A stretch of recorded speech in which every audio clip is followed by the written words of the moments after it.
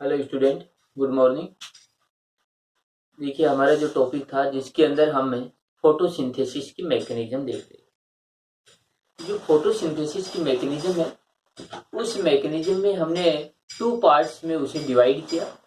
First part light reaction, second part dark reaction. Light reaction है जिसकी हमने study की। तो लाइट रिएक्शन के जो हमने स्टेप किए थे उनके अंदर फर्स्ट में था एब्जॉर्प्शन ऑफ फोटॉन्स या कहें कि सनलाइट, इसके साथ and excitation of chlorophyll molecule. Second part में photolysis of water molecules and evolution of oxygen. Second step था इसका। Third step formation of NADPHH+। Fourth step था फॉर्मेशन ऑफ ATP मॉलिक्यूल या फोटोफॉस्फोराइलेशन। इसके बाद एक लास्ट में एक टॉपिक और आया था इमर्शन इफेक्ट, रेड ड्रॉप। तो देखिए, वो हमने बताया था कि इमर्शन इफेक्ट क्या रहता है। तो इस टॉपिक को एक बार देखिए। तो ये इमर्शन इफेक्ट, रेड ड्रॉप या फिर कहे कि डिस्कवरी ऑफ पिगमेंट सिस्टम, ये तीनों टॉपिक है। इसी पिगमेंट सिस्टम में इसकी स्ट्रक्चर के बेस पर जो एटीपी मॉलिक्यूल्स हैं और NADPHH+ का फॉर्मेशन है, वो स्टेप भी आएगा जिसको हम ये कहेंगे कि जो फोटोफॉस्फोराइलेशन। तो पहले पिगमेंट सिस्टम या रेड ड्रॉप इनको समझिए, उसके बाद हम बात करेंगे फोटोफॉस्फोराइलेशन। देखिए, मैं एक पहले छोटा सा एक्सपेरिमेंट है उसको बताता हूं, उसके बेस पर इमर्शन इफेक्ट है वो समझ में आ जाएगा। जैसे ये प्लांट की जो लीफ है, ये लीफ, इस लीफ पर हमने जो सनलाइट है वो डालेंगे। एंड उससे पहले इस लीफ का हमने वेट किया, और इस लीफ का जो वेट था ये मान लेते हैं कि जैसे 10 ग्राम है। इस पर हमने सनलाइट डाल दी।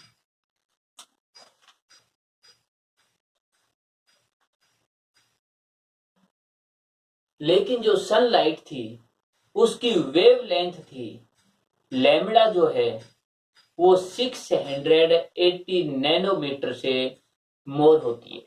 तो हम ये कहें कि यहां पर जो लैम्बडा है वो 680 नैनोमीटर और इससे अधिक होती है,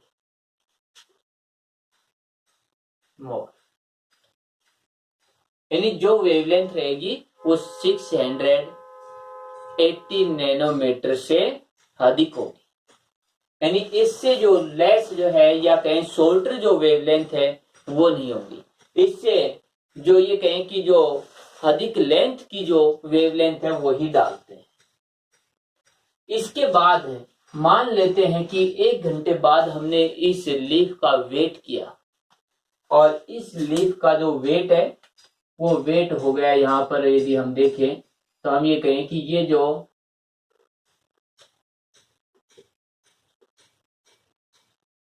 ये वेट हो गया 13 ग्राम। तो देखिए, फोटोसिंथेसिस की रिएक्शन होगी। यहां पर क्या होगा? फोटोसिंथेसिस होगा। फोटोसिंथेसिस से हमें जो प्रोडक्ट मिला वो देखिए, लीफ का वेट ये था, अब वेट हो गया ये। यानी हम ये कहें कि जो प्रोडक्ट है वो 3 ग्राम मिला।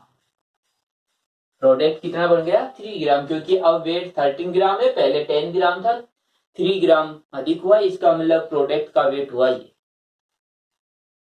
अब देखिए, इस समय जो नॉर्मली जो फोटोसिंथेसिस था उससे कम हमें प्रोडक्ट मिला।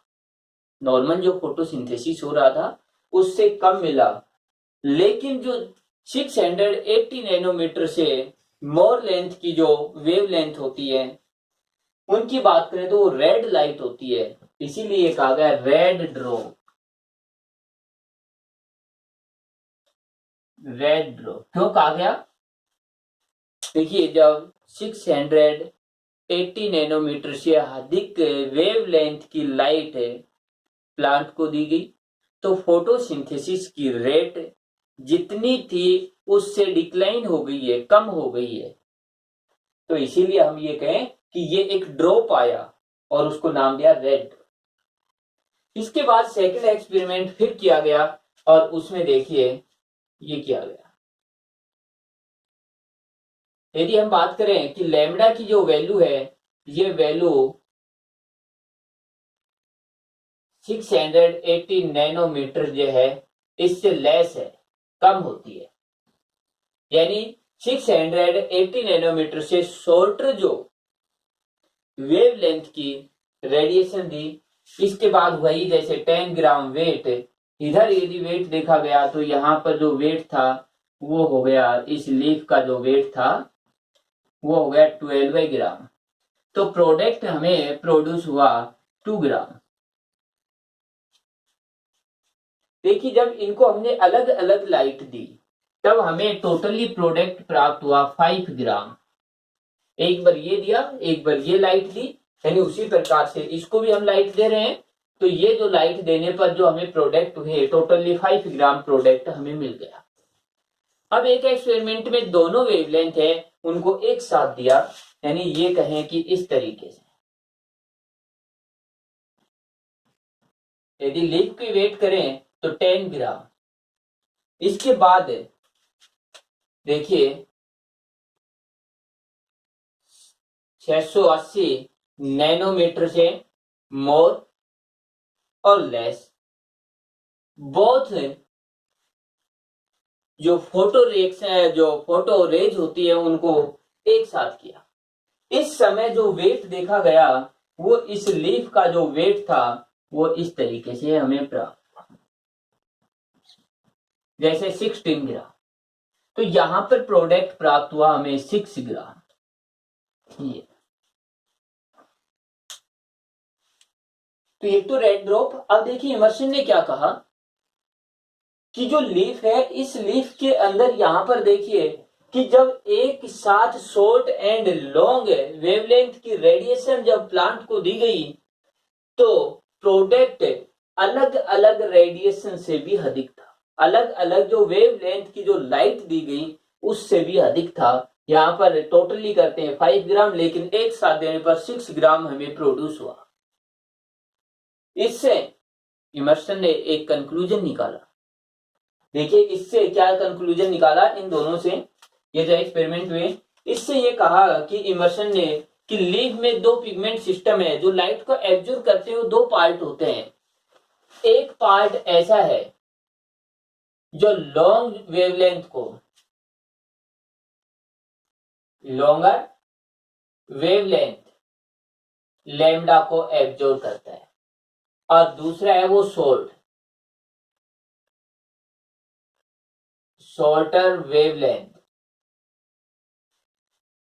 वेवलेंथ को, और एक पार्ट है लॉन्ग वेव। जब अधिक दे रहे हैं तो ये एक्टिव है और ये एक्टिव नहीं था। दूसरा पार्ट इधर है, ये शॉर्ट वेवलेंथ, ये लॉन्ग वेवलेंथ, इस समय ये एक्टिव है, ये नहीं है। और जब ये दोनों एक साथ दे रहे हैं तो हम ये कहें शॉर्ट वेवलेंथ और लॉन्ग वेवलेंथ दोनों एक्टिव हो जाते हैं और इसीलिए प्रोडक्ट हमें अधिक प्राप्त हो जाता है। तो इसे कहा गया इमर्शन इफेक्ट। तो इमर्शन ने क्या कहा कि जब शॉर्ट एंड लॉन्ग वेवलेंथ को सेपरेटली प्लांट को प्रोवाइड करते हैं तो फोटोसिंथेसिस की रेट डिक्रीज हो जाती है, but short and long wavelength की सनलाइट को एक साथ प्लांट को प्रोवाइड करते हैं तब फोटोसिंथेसिस की रेट अलग अलग रेडिएशन से भी अधिक होती है, मोर होती है। इसे इमर्शन इफेक्ट का। तो ये था इमर्शन इफेक्ट। इससे इमर्शन ने एक कंक्लूजन ये निकाल दिया कि एक पार्ट ये है जो लॉन्ग वेवलेंथ को एब्जॉर्ब करता है, और सेकंड पार्ट ये है जो शॉर्ट वेवलेंथ को एब्जॉर्ब करता है। जो सनलाइट आती है उस सनलाइट में से एक शॉर्ट वेवलेंथ को, सेकंड लॉन्ग वेवलेंथ को एब्जॉर्ब करता है। दोनों पार्ट सेपरेट है लीफ में, और इसको इमर्सन ने नाम दिया पिगमेंट सिस्टम। इसीलिए इमर्सन ने ये कहा कि प्लांट में 2 टाइप्स के पिगमेंट सिस्टम है, और इसको कहा इसने PS first, pigment system first, PS second, pigment system second. अब देखिए हम इन दोनों पिगमेंट सिस्टम फर्स्ट और सेकंड है, इनकी संरचना देखेंगे।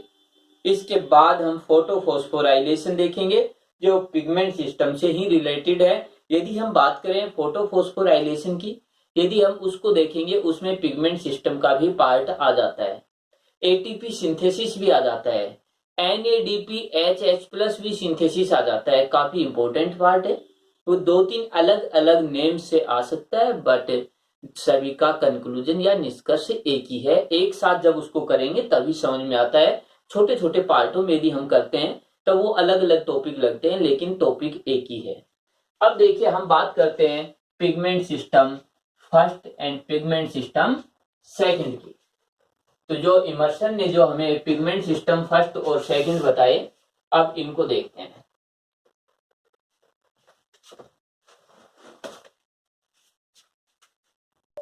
देखिए पिगमेंट सिस्टम फर्स्ट और उधर है पिगमेंट सिस्टम सेकंड जो इमर्सन ने खोज की। तो पिगमेंट सिस्टम फर्स्ट होता है, इन देखिए दोनों पिगमेंट सिस्टम में इनके अंदर एक रिएक्शन सेंटर होता है, इसके चारों ओर दूसरे मॉलिक्यूल्स होते हैं जो एसेसरी मॉलिक्यूल्स होते हैं या एंटीना कहलाते हैं। तो यहां पर यदि हम देखें तो ये एक रिएक्शन सेंटर हुआ इसका, यानी पीएस फर्स्ट का रिएक्शन सेंटर है ये पीएस फर्स्ट, और ये इसके एसेसरी पिगमेंट है जिनको हमने एंटीना कहा। यहां पर ये काफी इंपॉर्टेंट क्वेश्चन है कि पीएस फर्स्ट में रिएक्शन सेंटर होता है P700 होता है। इसके बाद इधर पिगमेंट सिस्टम सेकंड है, देन पीएस सेकंड, इसका रिएक्शन सेंटर P680 होता है, और ये इसके एंटीना है। तो यहां पर देखिए कि इसके अंदर यदि हम बात करें कि इसके अंदर जो रहेंगे वो क्लोरोफिल, देखिए यहां पर जो पिगमेंट रहेंगे वो कौन कौन से क्लोरोफिल, यदि हम बात करें जैसे 660 क्लोरोफिल, 670 क्लोरोफिल, 680 क्लोरोफिल, 689 क्लोरोफिल, 700 और कैरोटेनॉइड्स,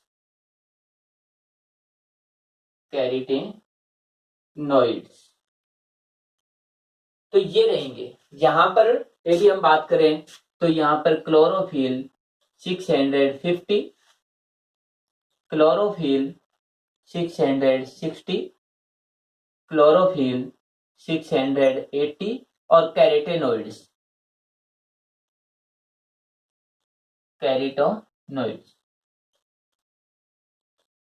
तो इस तरीके से ये प्रेजेंट रहते हैं। कैरोटेनॉइड्स मिलेंगे, क्लोरोफिल मॉलिक्यूल्स हैं जो यहाँ पर है। इनमें से क्लोरोफिल जो है 680, इधर क्लोरोफिल 700 है, ये रिएक्शन सेंटर है या कहें कि इलेक्ट्रॉन डोनर होते हैं, और ये इनके सहायक है। तो जो भी सनलाइट आएगी वो इनको ये एब्जॉर्ब करेंगे।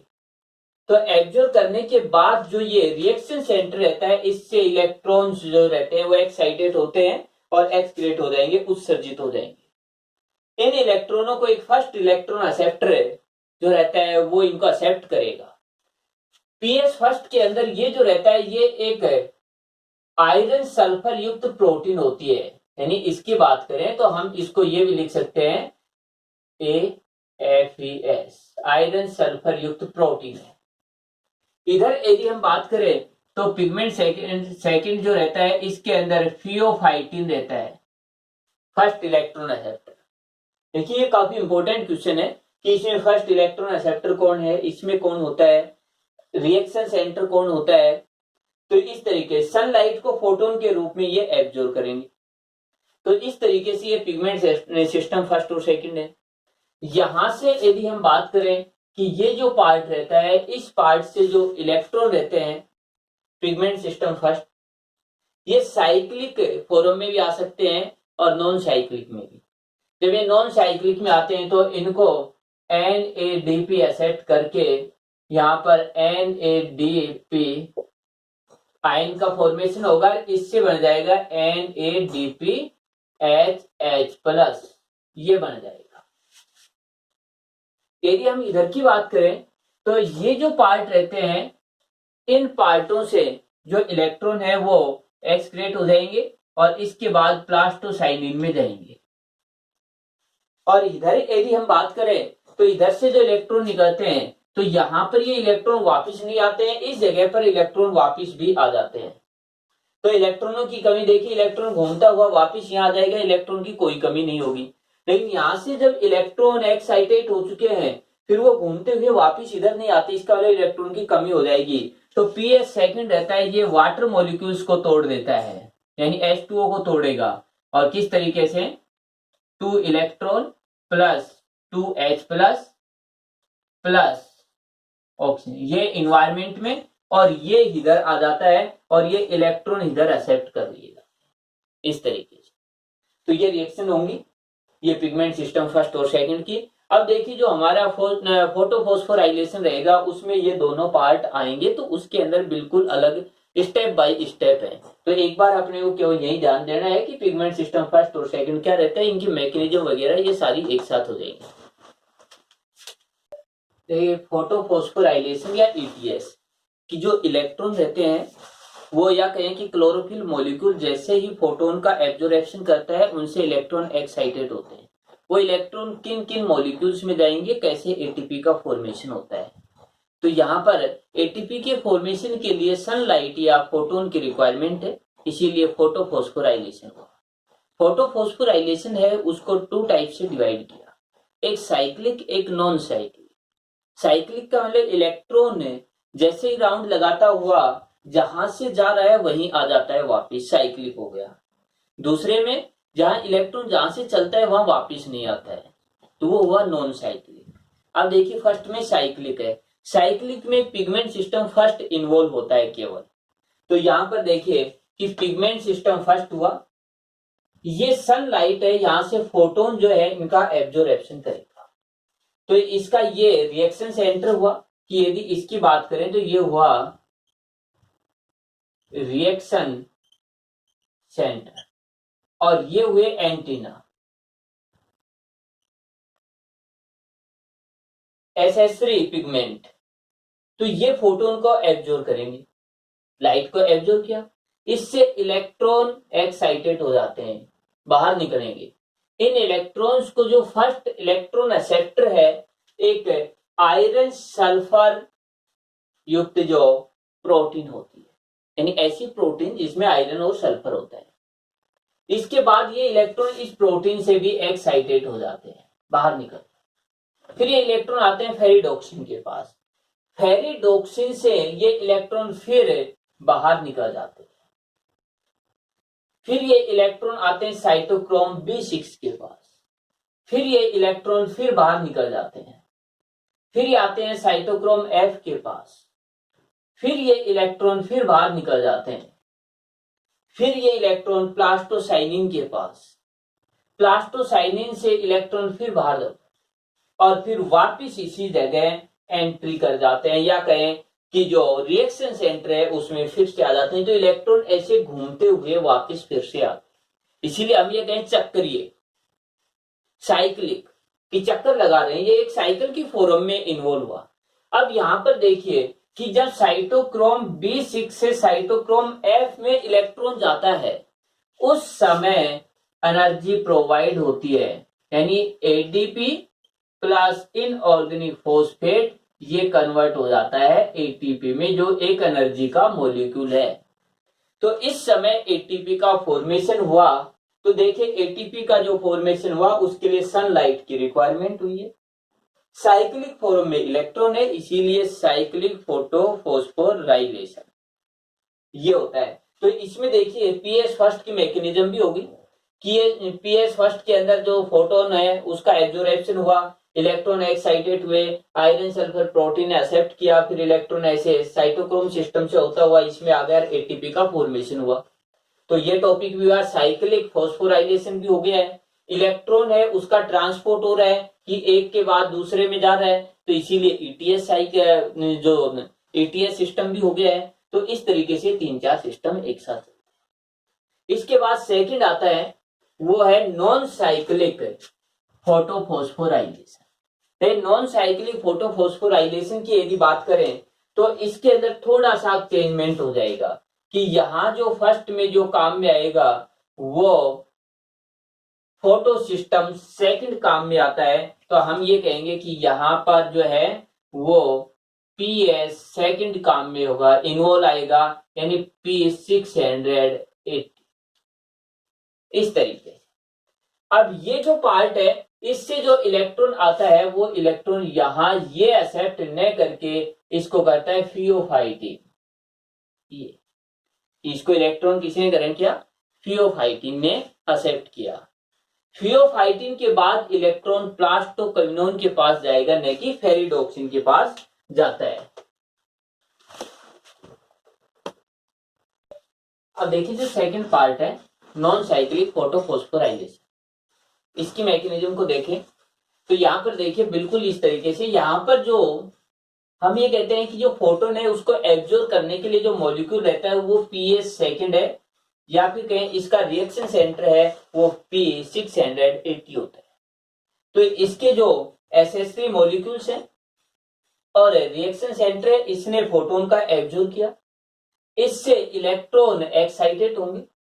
इलेक्ट्रॉन एक्साइटेड होने के बाद यहां पर देखिए फियोफाइटिन पिगमेंट सिस्टम सेकंड से इलेक्ट्रॉन एक्सेप्ट करता है सबसे फर्स्ट में, तो फर्स्ट इलेक्ट्रॉन एक्सेप्टर हुआ। इसके बाद ये जो है ये 2 इलेक्ट्रॉन्स जो रहते हैं इनको एक्साइटेड कर देता है, बाहर निकालेगा। ये इलेक्ट्रॉन जाएंगे प्लास्टोक्विनोन के पास। अब ये प्लास्टोक्विनोन आगे फिर इलेक्ट्रॉन का ट्रांसफर करता है साइटोक्रोम सिस्टम के पास। इसके बाद ये साइटोक्रोम बी इलेक्ट्रॉन का ट्रांसफर करता है साइटोक्रोम एफ के पास। साइटोक्रोम एफ इलेक्ट्रॉन का ट्रांसफर करता है प्लास्टोसाइनिन के पास। प्लास्टोसाइनिन जो है ये भी इलेक्ट्रॉन को ट्रांसफर करता है, लेकिन ये वापिस इसमें पीएस सेकंड में न आकर के पीएस फर्स्ट में ट्रांसफर किया जाता है। तो एक तो ये ध्यान देना है, पीएस फर्स्ट में ऐसा नहीं था, उसमें इलेक्ट्रॉन वापिस यही आ रहा था, इसमें इलेक्ट्रॉन वापिस इसमें न आकर के इधर चला गया। तो यहां पर एक तो एटीपी का फॉर्मेशन होता है इस जगह पर, इस जगह ADP plus inorganic phosphate ATP का फॉर्मेशन होता है। अब देखिए ये इलेक्ट्रॉन यहां आया, अब पीएस फर्स्ट जो रहता है वो इलेक्ट्रॉन्स को एक्साइटेड करेगा, ये भी इलेक्ट्रॉन को यहां से एक्सक्रेट करेगा। और पीएस फर्स्ट से जो फर्स्ट इलेक्ट्रॉन एक्सेप्टर रहता है वो रहता है आयरन सल्फर विद प्रोटीन। तो ये एक प्रोटीन हुई, इसने इलेक्ट्रॉन को एक्सेप्ट किया, लेकिन ये प्रोटीन भी आगे इलेक्ट्रॉन जो रहते हैं उनको ट्रांसफर कर देती है फेरिडोक्सिन के पास। अब ये जो फेरिडोक्सिन होता है, इस फेरिडोक्सिन जो है इससे आगे इलेक्ट्रॉन जो है उनको NADP एक्सेप्ट करता है, और NADP नेगेटिव जो आयन रहते हैं उसमें कन्वर्ट हो जाएगा। देखिए ये इलेक्ट्रॉन है, इन इलेक्ट्रॉन्स को ये एक्सेप्ट करेगा, तो ये इलेक्ट्रॉन जैसे ही आएंगे तो ये हो जाएगा, इस तरीके से ये स्थिति हो जाएगी। अब यहां पर एक कंडीशन देखिए कि जो इलेक्ट्रॉन यानी यहां से जो इलेक्ट्रॉन एक्साइटेड हुए थे वो इलेक्ट्रॉन वापस यहां पर नहीं आए, नॉन साइक्लिक हुए। दूसरी स्थिति कि यदि ऐसा होता है तो लगातार यहाँ इलेक्ट्रॉन है वो तो कम होते चले जाएंगे, लगातार इलेक्ट्रॉन एक्साइटेड होंगे, बाहर निकल जाएंगे, यहाँ इलेक्ट्रॉन की कमी। तो ये पीएस सेकंड है, ये वाटर मॉलिक्यूल्स को तोड़ देता है, यानी ये पीएस जो है ये क्या करता है, वाटर मॉलिक्यूल्स है इनको तोड़ता है। देखिए H2O मॉलिक्यूल्स है, इस H2O मॉलिक्यूल्स है, इस H2O मॉलिक्यूल्स को तोड़ेगा ये किस तरीके से, H2O मॉलिक्यूल्स को तोड़ता है electron plus 2H plus plus oxygen. ये इलेक्ट्रॉन जो है ये इलेक्ट्रॉन अब यहां आते हैं, तो पीएस सेकंड जो है अपने इलेक्ट्रॉन है इनको फिलअप करने के लिए वाटर मॉलिक्यूल्स है इसका ऑक्सीडेशन कर देता है, जिससे इलेक्ट्रॉन इधर आ गए, इसके इलेक्ट्रॉन है वो कंप्लीट हो गए। अब इसके बाद ये होता है कि इधर से ऑक्सीजन मॉलिक्यूल और H प्लस, ऑक्सीजन मॉलिक्यूल्स हैं वो तो इन्वायरमेंट में चले गए, जो हम ये कह रहे थे कि हमें ऑक्सीजन प्रोड्यूस होती है फोटोसिंथेसिस में, वो ऑक्सीजन ये होती है। इसके बाद H प्लस हुए, ये H प्लस जो है ये H प्लस यहां से हट करके इसके पास आते हैं, देखिए इस पार्ट के पास NADP जो आयन है, इस आयन के पास यहां पर हम बात करें 2H प्लस आएंगे और ये 2H प्लस यहां इन्वॉल्व होंगे, तो ये बन जाएंगे NADPH2 इस तरह। तो ये NADPH2 का भी फॉर्मेशन हो जाता है यहां पर। तो हम ये कहें ATP का ही फॉर्मेशन होता है, NADPH2 प्लस का भी फॉर्मेशन हो जाता है। तो इस तरीके से हम बात करें तो देखिए इस फॉर्म के अंदर इलेक्ट्रॉन घूमते हुए वापस यहाँ नहीं आए बल्कि इसमें कन्वर्ट हो गए हैं। अब इसके बाद देखिए यदि इसकी बात करें तो ये एक इस तरीके की रिएक्शन है कि यदि इसको देखें तो हम ये कहें ये रिएक्शन ऐसे, इसके बाद ऐसे, इसके बाद ऐसे। यदि इसी को हम इस तरीके से जो रिएक्शन थी इस तरीके से इसको हम ऐसे करते हैं तो जेड के टाइप की दिखाई देती है, इसीलिए इसको नॉन साइक्लिक फोटोफॉस्फोराइलेशन को जेड स्कीम भी कहते हैं, या फिर पिगमेंट सिस्टम सेकंड की मैकेनिज्म है वो जेड स्कीम होती है। और अब हमारे पास एक तो ये प्रोडक्ट बन गया, एक ये एटीपी बन गया, और ये दोनों प्रोडक्ट हैं। अब आगे जो डार्क रिएक्शन होती है उसमें इन प्रोडक्ट्स होते हैं, इनको यूज किया जाएगा जिससे कि डार्क रिएक्शन होगी। तो इस तरीके से हम ये कहें कि ये हमारे साइक्लिक और नॉन साइक्लिक फोटोफॉस्फोराइलेशन है, या फिर कहें कि हमारा जो लाइट रिएक्शन का पार्ट था वो कंप्लीट हुआ, अब हमारा चलेगा डार्क रिएक्शन का पार्ट। तो अब देखिए इसमें